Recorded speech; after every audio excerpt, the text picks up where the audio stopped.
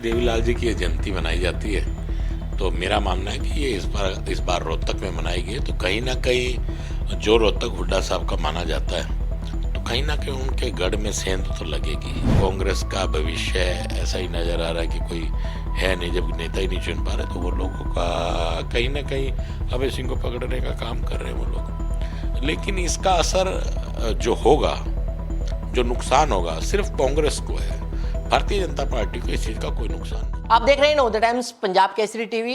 नवरात्रे चल रहे हैं, ऐसे में हरियाणा सरकार ने लाडो लक्ष्मी योजना की शुरुआत की है।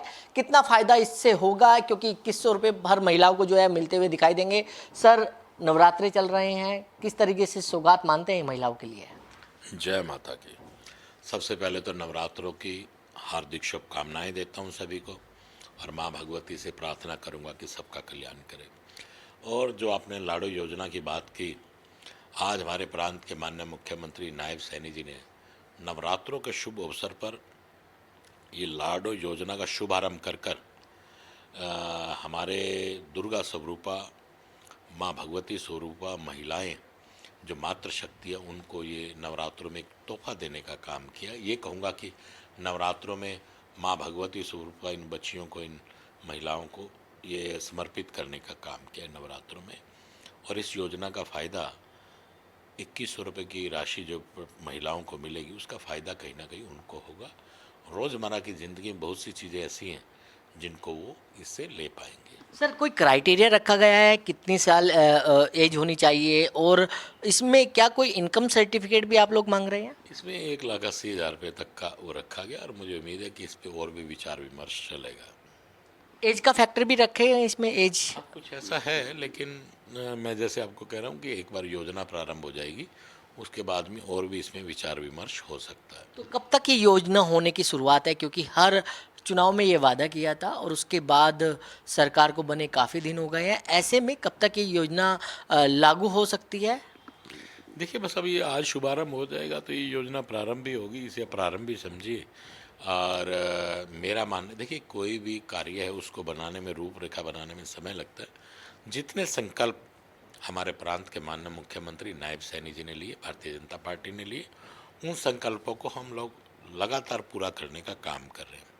आज बहुत सी योजनाओं का शुभारंभ होगा जिसका फ़ायदा पूरे हरियाणा को मिलेगा। सर, वहीं बात करें इनेलो की, हुड्डा के गढ़ में रैली की जा रही है, पहले तो आप किस तरीके से देखते हैं इसको? देखिए, वैसे चौधरी देवीलाल जी की जयंती मनाई जाती है तो मेरा मानना है कि ये इस बार रोहतक में मनाई गई तो कहीं ना कहीं जो रोहतक हुड्डा साहब का माना जाता है तो कहीं ना कहीं उनके गढ़ में सेंध तो लगेगी ही।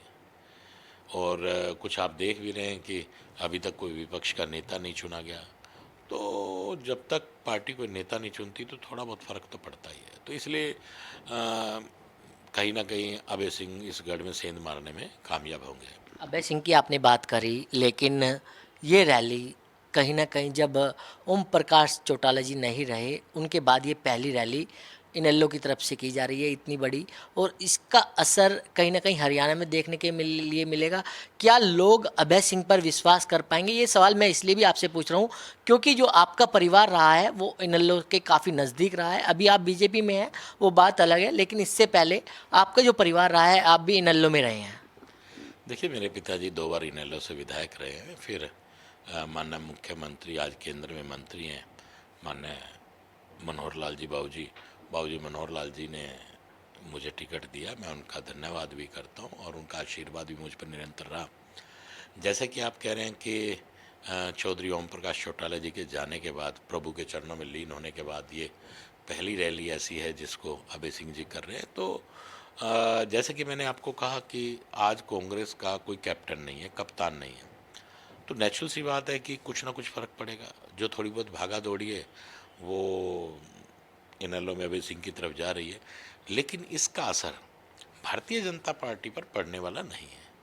जो लोग ये कह सकता हूँ कि जो लोग देख रहे हैं, जो मौकाप्रस्त लोग हैं या जो और लोग हैं, आज जिनको कांग्रेस का भविष्य ऐसा ही नज़र आ रहा है कि कोई है नहीं, जब नेता ही नहीं चुन पा रहे, तो वो लोगों का कहीं ना कहीं अभय सिंह को पकड़ने का काम कर रहे हैं वो लोग। लेकिन इसका असर जो होगा, जो नुकसान होगा सिर्फ कांग्रेस को है, भारतीय जनता पार्टी को इस चीज़ का कोई नुकसान नहीं। सर, ये किस तरीके से आप कह रहे हैं कि जो वोटर बीजेपी का है वो बीजेपी का ही रहेगा, कांग्रेस में कहीं ना कहीं सेंधमारी हो सकती है?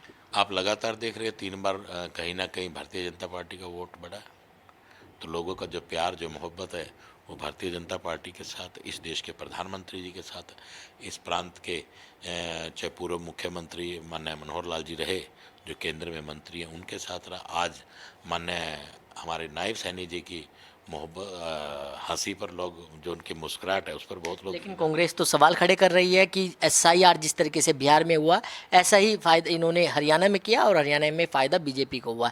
एसआईआर को मानते हैं आपकी किस तरीके से ये सब चीज़ें हो रही हैं? नहीं नहीं, कांग्रेस तो कुछ भी बोलती जाएगी। अरे साला आप साहब लोग दिलों पे राज करने की बात करें। देखिए, सत्ता में आना और दिलों पे राज करना एक अलग बात होती है। जब आप दिलों पे राज करते हैं ना, तब सबसे अच्छी बात रहती है। और बात रही कांग्रेस के पास आज कुछ कहने को है ही नहीं।